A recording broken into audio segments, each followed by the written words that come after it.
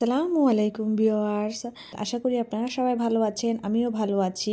আমার নতুন আরেকটি রেসিপি নিয়ে আমি আজকে হাজির হয়ে গেলাম।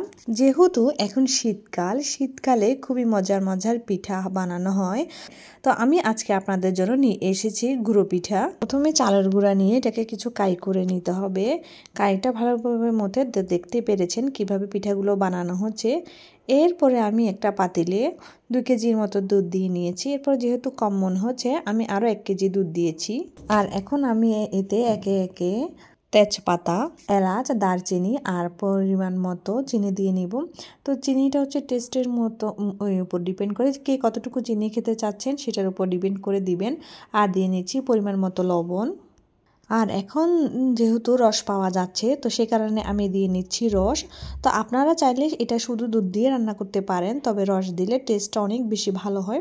আর দিয়ে নিচ্ছি আমি কিছু কিশমিশ, আর টেস্টের জন্য আমি দিয়ে নিব গুঁড়ো দুধ। তো সেটা অপশনাল, আপনারা চাইলে দিতেও পারেন, না দিতে পারেন। আমি যেহেতু একটু ভালোভাবে খেতে পছন্দ করি তাই দিয়েছি। দেখতেই পাচ্ছেন আমার গুঁড়ো পিঠাগুলো তো কি সুন্দর হয়েছে মাশাআল্লাহ। তো আপনারা আমাকে জানাবেন কার দেশে কি নামে এটাকে ডাকে। আর দেখতে পাচ্ছেন আমি দিয়ে দিচ্ছি এটাকে, দুধটা যখন বলক উঠে আসবে তখন এটাকে আমি খুব ভালোভাবে দিয়ে নিব। আর যেহেতু রস আছে, এখন রস দিয়ে খুবই মজার মজার পিঠা তৈরি করা যায়, খাওয়া যায়। আর যখনই আমি এই পিঠাগুলো এভাবে দিব, আলতো হাতে আস্তে আস্তে করে নাড়া দিতে হবে, না হয় নিচে লেগে যাবে। তো দেখতে পাচ্ছেন আমি কিভাবে করে নিচ্ছি। এভাবে আমি বেশিক্ষণ না, 10 থেকে 15 মিনিটের মতো রান্না করে নিব। আর এরপর আমি দিয়ে নিব কিছু কোরানো নারকেল আর কিছু কুচি করা নারকেল। তো কুচি করা নারকেলটা দেওয়ার কারণে যখন এটা খাবো তো এটা দাঁতে লাগবে, তো ভালো লাগে আমার কাছে।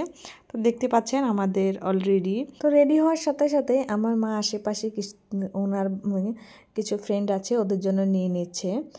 আর দেখতে পাচ্ছেন এখন আমি বাচ্চাদের জন্য বেড়ে নিয়েছি। বাচ্চারা বসে আছে একে একে লাইন ধরে, সবাই খাবে। তো আমি এভাবে একে একে সব পিঠার রেসিপি আপনাদের সাথে শেয়ার করব। তো আপনারা আমাকে জানাবেন আমার এই পিঠার রেসিপিগুলো আপনাদের কাছে কীরকম লেগেছে। তো ভালো লেগে থাকলে আপনারা অবশ্যই আমাকে কমেন্ট বক্সে জানাবেন। তো আমার তো খুবই ভালো লেগেছিল, সাথে সাথে বানিয়ে সাথে সাথে ফ্রেশ রান্না করা। তো এটা টেস্টই অন্যরকম ছিল। আসলে এই পিঠাগুলো কেন জানি শীতের দিনেই বেশি খাওয়া হয়, শীতের দিনে খেতে সবাই বেশি পছন্দ করে।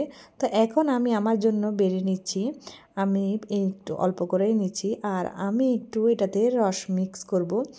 তো আপনারাও আমার মতো এভাবে করে রস মিক্স করে খেয়ে দেখবেন, এটা টেস্ট অনেক ভালো। তো দেখতে পাচ্ছেন এখন সব বাচ্চারা খেতে বসেছে, ওদেরকে দিয়ে দিয়েছি। বাচ্চারা এতক্ষণ ধরে অপেক্ষা করছিল কখন তাদেরকে এই পিঠাগুলো আমি দিব। তো এখানে 2জন হচ্ছে আমার বাচ্চা আর 2জন হচ্ছে আমার ভাইয়ের বাচ্চা। তো ওদেরকে নিচেই দিই সবসময়, যেহেতু ছোট মানুষ ফেলে দেয়। ওকে দাও,